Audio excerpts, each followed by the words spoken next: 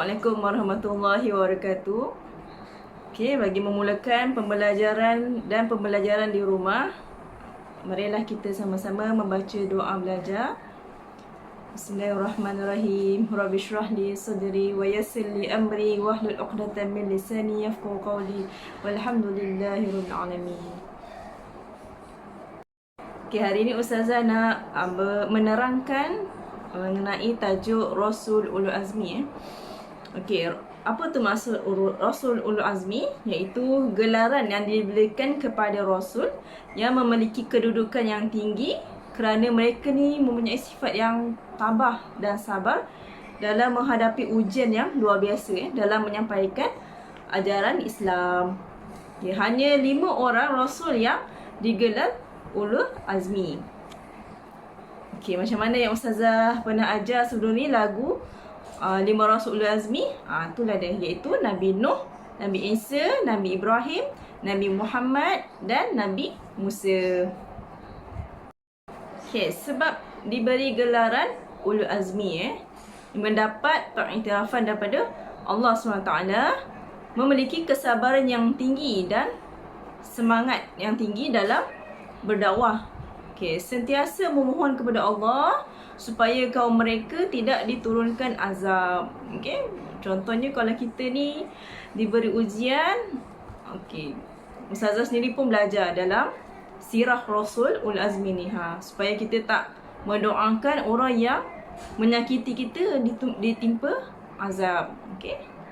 Okey, sentiasa memohon kepada Allah supaya memberi hidayah kepada kaum mereka. Ya Allah, berilah hidayah kepada mereka supaya mengamalkan ajaran Islam yang sebenar. Memiliki keazaman yang tinggi semasa berdakwah. Okay, mereka tak putus asa lah, tetap menyampaikan dakwah ataupun ajaran Islam yang sebenar. Okay, jom kita kenali dalil diutuskan Rasul Ulul Azmi. Fasbir kama sabara ulul azmi minar rasuli wa la tasta'jil lahum ka'annahum yawma yarawna ma yu'aduna lam yalbathu illa sa'atan minan nahar balaghun fahal yuhlaku illa alqaumul fasiqun. Surah Al-Ahqaf ayat 35. Artinya, maka bersabarlah kamu seperti orang-orang yang mempunyai keteguhan hati dari Rasul-Rasul Ulul Azmi telah bersabar, dan janganlah kamu meminta disegerakan azab bagi mereka. Pada hari mereka melihat azab yang diancamkan kepada mereka, merasa seolah-olah tidak tinggal di dunia, melainkan sesaat pada siang hari. Inilah suatu pelajaran yang cukup, maka tidak dibinasakan melainkan kaum yang fasik. Okay, kaum yang fasik ni yang membuat kerosakan ke atas muka bumi ni lah. Merosakkan tumbuh-tumbuhan, merosakkan hubungan dan macam-macam lagi lah Okay.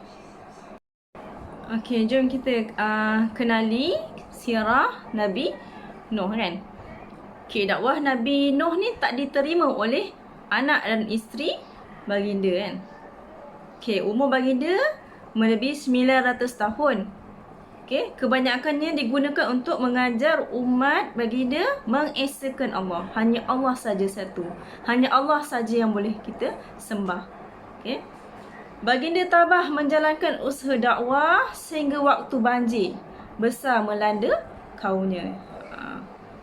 Okay, baginda masih tetap mengajar isteri dan anak baginda supaya bertaubat dan mentaati perintah Allah.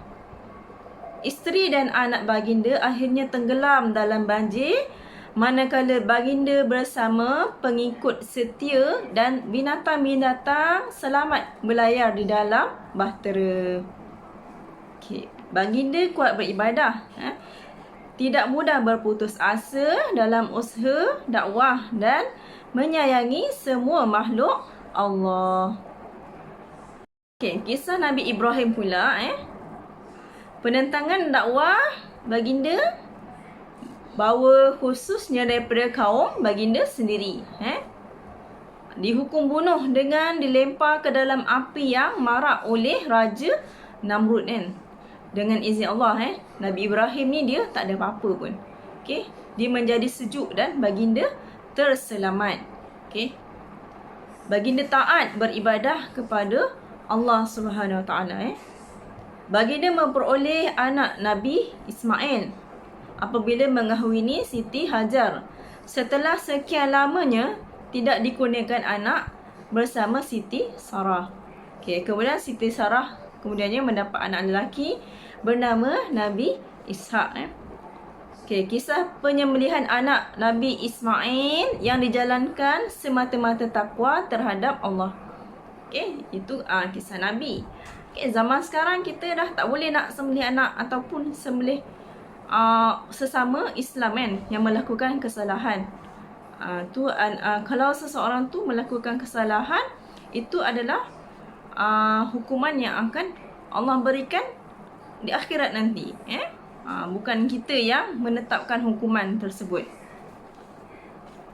Okey, kemudian kisah Nabi Musa.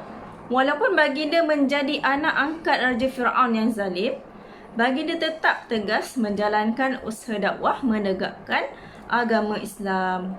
Okey. Penentangan Raja Fir'aun dan kaumnya terhadap baginda menjadi-jadi dengan cubaan membunuh baginda. Okey, Raja Fir'aun memanggil tukang-tukang sihir untuk menundukkan Nabi Musa. Tetapi tongkat baginda yang dianugerahkan mukjizat menjadi ular besar menelan semua ular tukang sihir tersebut. Punyalah anugerah dari Allah SWT. Tongkat tu tiba-tiba menjadi ular yang besar dan memakan ular-ular tukang sihir tersebut. Okey, baginda terpaksa melarikan diri bersama pengikutnya melintasi Laut Merah yang terbelah dengan pertolongan Allah. Sedangkan Firaun dan bala tenteranya mengekori tenggelam di dalam arus laut yang deras. Hebatnya kuasa Allah SWT. Boleh menyelamatkan sesiapa saja. Okey, dan boleh menenggelamkan sesiapa saja. Okey. Okey, Asia ni pula merupakan isteri Raja Firaun. Yang merupakan ibu angkat kepada Nabi Musa. Menerima dakwah yang disampaikan oleh Nabi Musa kan. Okey, baginda yakni Nabi Musa ni kuat beribadah, kurang tidur dan banyak berzikir. Itulah antara sifat yang kita perlu contohi kan. Beribadah, banyakkan berzikir, kurangkan tidur. Okey. Okey, seterusnya kisah Nabi Isa Okey, baginda tabah menghadapi tomahan masyarakat kerana dilahirkan tanpa bapa oleh ibu baginda Siti Maryam kan. Ini semua adalah kudrat kehendak daripada Allah Subhanahu Wa Taala. Okey, penentangan berterusan daripada kaumnya sendiri. Baginda kuat beribadah, kurang tidur dan banyak berpuasa. Okay, kisah Nabi Muhammad pun banyak kisah cabaran yang Nabi Muhammad sallallahu alaihi wasallam terima kan. Okey, bapa dia meninggal sewaktu dia masih dalam kandungan. Okey, ibu dia pula Aminah pula meninggal dunia ketika masih kecil. Okey, kemudian bapa saudara baginda Abu Talib dan isteri baginda yang tercinta Siti Khadijah, Sayyidatina Khadijah meninggal dunia pada peringkat awal kenabian.